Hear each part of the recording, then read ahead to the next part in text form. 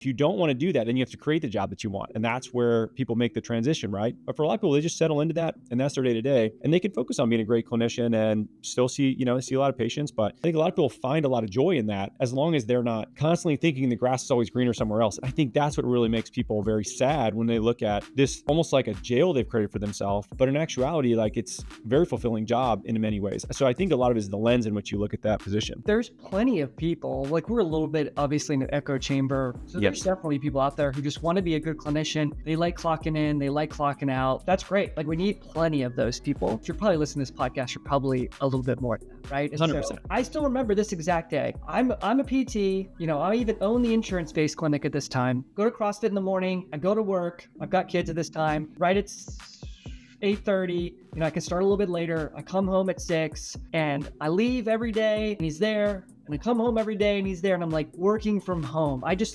remember that moment vividly. And I was like, I want that. I want that flexibility, and same thing. Like if I wanted anything to happen, I had to, ask for PTO or just like go to the dentist. There was like such a lack of flexibility and that hasn't really changed. You kind of layer all those things on top of each other. And it's like, yeah, like of course I'm gonna be frustrated and I'm gonna search something else, whether unfortunately it's a different profession or I think fortunately more and more PTs are like, cool, I'm gonna go do this on my own. This sounds awesome.